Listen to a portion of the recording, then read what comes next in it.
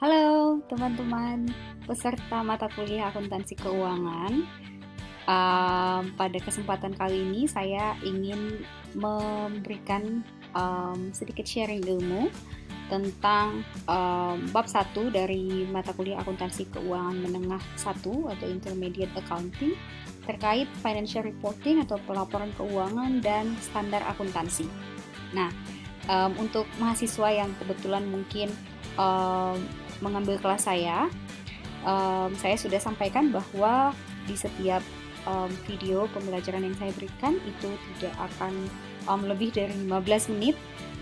Ini untuk memudahkan kalian untuk memahami dan nantinya bisa mengembangkan sendiri apa yang kalian telah dengar ataupun baca dengan mengembangkannya dengan mencari referensi-referensi dari sumber yang lainnya, gitu ya. Nah, ini tujuan pembelajaran yang mau dicapai dari bab 1 yang akan kita bahas sebentar lagi. Ya, jadi memang untuk akuntansi keuangan menengah bab 1 itu biasanya memang lebih ke arah teori dan konteks-konteks yang berkaitan dengan standar akuntansi keuangan yang berlaku secara internasional maupun secara nasional.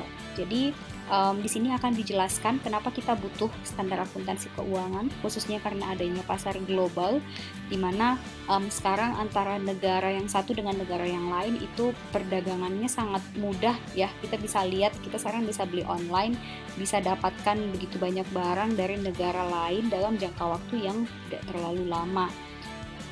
Dan itu sangat memudahkan kita sebagai konsumen. Nah, tapi gimana dari sisi perusahaan? Bagaimana dia melaporkan segala transaksi tersebut ke dalam laporan keuangannya? Bagaimana dia melaporkan, bagaimana perusahaan-perusahaan itu melaporkan pendapatannya, kemudian pajaknya dan lain-lain. Sehingga untuk pelaporan tersebut kita butuh satu laporan atau format laporan yang berlaku untuk negara-negara yang saling berkaitan satu sama lain tersebut. Jadi mengapa di sini dibahas soal pasar global?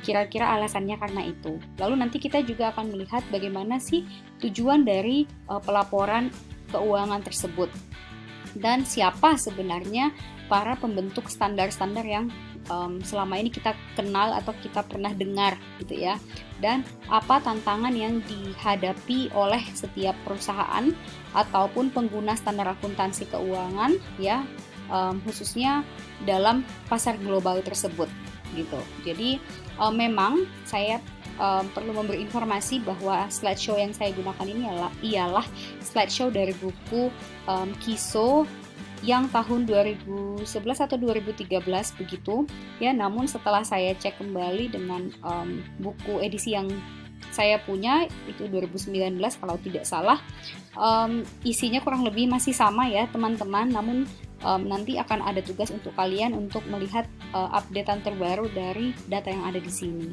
Nah, ini adalah kondisi pasar global ya. Ini 20 besar, ini harusnya sih per tahun 2011 mungkin atau 2010 ya, karena ini buku tahun 2013 ya, atau mungkin posisi pasar global tahun 2012 ya ini. Tapi sih mungkin kalau kita lihat dari nama-nama company atau perusahaannya, kita tahu bahwa perusahaan-perusahaan ini masih menjadi perusahaan yang cukup terkenal gitu ya, yang kemungkinan besar memang masih memegang peranan dalam pasar global kayak Walmart gitu ya, atau Toyota atau Chevron dan seterusnya. Nah, oke, sejumlah perusahaan asing yang ditemukan di bursa nasional. Jadi ini yang ada di Indonesia juga mungkin termasuk. Nah, kita tahu bahwa karakteristik dari akuntansi ialah ini saya sudah pernah bahas buat yang mungkin menonton juga mata kuliah, video pembelajaran mata kuliah pengantar akuntansi 1, ada 3 kata kunci utama dari akuntansi itu sendiri. Ada 3 aktivitas dasar yang dilakukan oleh kita sebagai akuntan, yaitu yang pertama kita melakukan identifikasi transaksi, kemudian identifikasi transaksi, kejadian-kejadian itu kita ukur dengan satuan moneter, lalu kemudian hasilnya kita akan komunikasikan informasi keuangan yang ada kepada dikomunikasikan kepada pihak yang membutuhkan informasi tersebut. Nah, dalam akuntansi kita tahu ada yang namanya entitas ekonomi, perusahaan gitu ya, dan pihak-pihak yang berkepentingan seperti investor, kreditur, dan seterusnya. Nah, oleh karena itu, ketiga pihak tersebut atau ketiga karakteristik akuntansi tadi itu kita kaitkan ya, di mana entitas ekonomi itu selalu membutuhkan informasi-informasi keuangan, yang mana informasi keuangan ini diciptakan dari proses akuntansi yang untuk mengidentifikasi, mengukur, dan mengkomunikasikan. Informasi ini juga akan menghasilkan yang namanya financial statement atau laporan keuangan yang terdiri dari beberapa jenis laporan ya, dan juga bisa menghasilkan beberapa atau banyak informasi tambahan atau additional information yang dibutuhkan oleh orang-orang yang memang berkecimpung dalam kegiatan si entitas ekonomi tersebut gitu ya. Nah,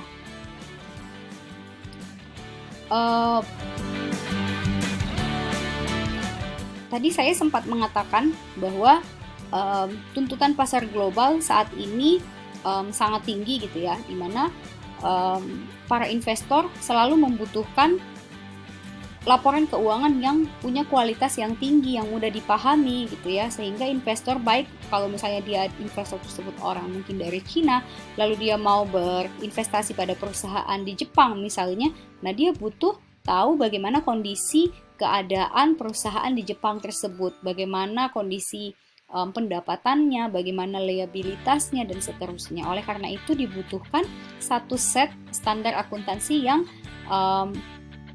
kualitasnya baik gitu ya, yang ditetapkan oleh satu badan gitu ya, satu badan yang menciptakan standar tersebut. Lalu kemudian standar akuntansi tersebut juga harus konsisten dalam penerapan dan interpretasi ya, dan seterusnya. Ada beberapa elemen penting yang perlu diperhatikan dalam penyusunan standar akuntansi. Nah, standar ini sebenarnya untuk siapa? Tadi saya sudah bilang bahwa standar ini lebih digunakan supaya orang bisa lebih memahami laporan keuangan suatu perusahaan tertentu. Di sini ada contoh menunjukkan dunia yang telah menyetujui standar yang diterbitkan oleh IASB, di mana lebih dari 115 negara yang memakai IFRS sebagai standar. Jadi nanti kita akan lihat ada namanya standar IFRS, International Financial Reporting Standard ya, yang diciptakan oleh atau diterbitkan oleh IASB. Nah, IFRS ini sudah diadopsi atau dipakai oleh lebih dari 115 negara yang ada di dunia gitu ya.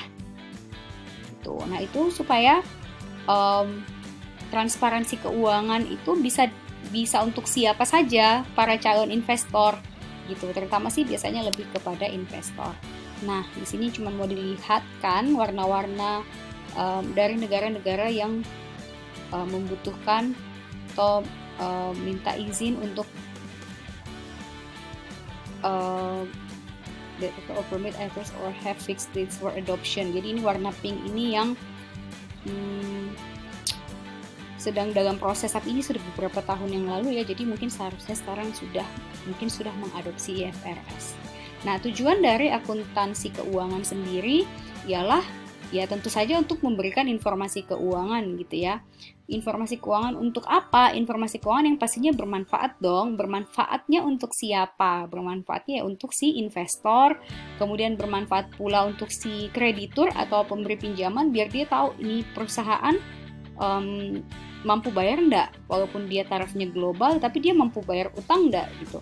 Atau untuk ya pemberi pinjaman seperti bank ya di sini maksudnya, ataupun untuk pemberi pinjaman dari yang lainnya, misalnya dari negara atau seterusnya dari negara lain misalnya memberikan pinjaman gitu. Jadi informasi keuangan itu sekali lagi biasanya paling dibutuhkan oleh mereka yang menyediakan modal untuk perusahaan gitu. Nah, tujuan umumnya tadi untuk menyediakan informasi ya. Nah, ini akan saya lewati teman-teman ya. Tapi mungkin tambahan saja bahwa informasi dari akuntansi keuangan atau financial accounting itu dapat digunakan oleh si investor untuk mengambil keputusan keputusan apa? Keputusan apakah dia mau berinvestasi pada perusahaan tersebut atau tidak, atau si penyedia modal apakah dia mau memberikan pinjaman, pemberi pinjaman ya, apakah dia mau memberikan pinjaman atau tidak, kayak gitu.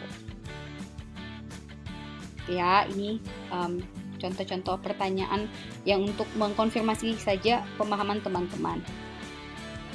Oke, jadi sebenarnya financial statement itu pertama disusun untuk pengguna eksternal gitu. Jadi makanya orang buat ya sebaik-baik mungkin lah ditampilkan, tetapi kan tetap harus hati-hati ya, makanya standar itu harus ada supaya orang tidak asal buat tidak asal membuat laporan keuangan, karena kalau nggak ada standar semua orang bakalan bikin aja supaya laporan keuangan saya terlihat baik, saya punya pendapatan yang baik, laba saya tinggi, cash flow saya bagus, dan seterusnya kayak gitu. Makanya standar ini perlu ada gitu, teman-teman. Nah, ada dua organisasi utama, menurut saya organisasi yang paling terkenal yang menyusun atau membentuk standar-standar akuntansi keuangan secara mendunia ini gitu ya. Yang pertama ada namanya IASB, International Accounting Standard Board. Ini biasanya, ini seingat saya base-nya di UK, di Inggris ya, dan dia mengeluarkan standar yang namanya IFRS. Seperti buku kalian ya, basisnya adalah IFRS. Jadi Indonesia adalah salah satu negara yang mengadopsi IFRS ini, tetapi tetap menyesuaikan dengan kondisi atau kebutuhan yang ada di negara Indonesia sendiri. Selain itu ada juga FASB atau Financial Accounting Standard Board. Ini dia base-nya di USA atau di Amerika. Nah, FASB ini menerbitkan namanya Statement of Financial Accounting Standard, atau ada juga yang sebut GAAP, Generally Accepted Accounting Principle, gitu ya. Jadi nanti mungkin boleh dijelaskan sama teman-teman yang mempresentasikan di dalam kelas.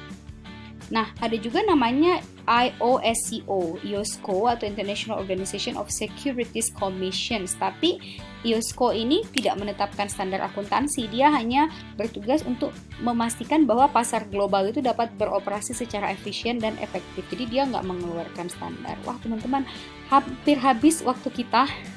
Ya sudah hampir 15 menit. Ini teman-teman bisa sambil membaca ya, dan nanti kita bisa diskusi. Oke. Jadi ini boleh dilihat contoh-contoh, bukan contoh sih, lebih kepada organisasi-organisasi apa saja yang membuat atau membentuk standar. Dari pertanyaan-pertanyaan ini, kalau misalnya ada yang membingungkan, boleh nanti kita sambil share di ruang virtual. Nah, dalam menyusun standar akuntansi keuangan, IASB itu memperhatikan beberapa elemen-elemen pokok yang ya, pertama independen ya. Jadi standar tersebut dibuat secara independen. Kemudian prosesnya harus benar-benar sistematis dan teratur, terarah, tertib, supaya standar tersebut pun hasilnya standar yang disusun tersebut juga baik. Lalu standar tersebut dapat dipahami dan memang bermanfaat untuk investor, untuk regulator pembuat regulation ya, atau pembuat peraturan, oleh business leader atau pemilik-pemilik bisnis atau pimpinan-pimpinan perusahaan, dan global accountancy profession. Jadi profesi-profesi accountancy secara global gitu. Dan usahanya harus secara kolaboratif, jadi sesuai dengan kebutuhan worldwide, jadi bisa digunakan oleh negara-negara mana saja gitu. Ini lebih kepada proses penyusunan standar oleh IASB. Mulai dari agenda ya, mereka rapatkan dulu, lalu mereka mencari sumber-sumber berupa paper atau regulation atau peraturan-peraturan yang terkait. Mereka research dulu, lalu mereka discuss lagi. Setelah mereka discuss, mereka membuat draft, lalu draft itu nantinya yang akan digodok kembali, dibahas kembali sehingga muncul yang namanya standar IASP gitu. Nah, ini kalau dalam bahasa Indonesia, jadi mereka research tadi ya, diteliti, buat penelitian, lalu cari paper, regulation atau peraturan yang terkait dengan standar-standar tersebut, lalu mulai buat draftnya, lalu setelah itu jadilah standarnya gitu. Nah, ini standar-standar yang dikeluarkan oleh IASP. Jadi mohon maaf, PowerPoint yang saya gunakan ini adalah PowerPoint saya juga dapat dari Google karena saya belum mendapatkan dari penerbit langsung ya. Sementara perkuliahan sedang harus berjalan, mohon maaf sekali. Sehingga bahasanya ini masih bahasa terjemahan ya, translate gitu. Oke. Nah, kira-kira seperti itu teman-teman. Ini terkait dengan tantangan-tantangan financial reporting, itu nanti mungkin boleh kita bahas di pertemuan melalui virtual Zoom, atau kalau ada teman-teman yang mau komen di YouTube channel Prodi Akuntansi UKI Paulus di video ini, silahkan pada kolom komentar, kita boleh diskusi bersama-sama terkait tantangan-tantangan financial accounting secara global ya, globally. Oke teman-teman, terima kasih semuanya sudah mau mendengarkan sampai selesai. Semoga sih sampai selesai ya. Dan kita akan ketemu lagi di materi selanjutnya, yaitu tentang conceptual framework. Apa fungsi conceptual framework dan lain-lain. Nanti akan ada sistem informasi akuntansi juga dan beberapa materi lainnya. Sampai jumpa di video pembelajaran selanjutnya. Terima kasih.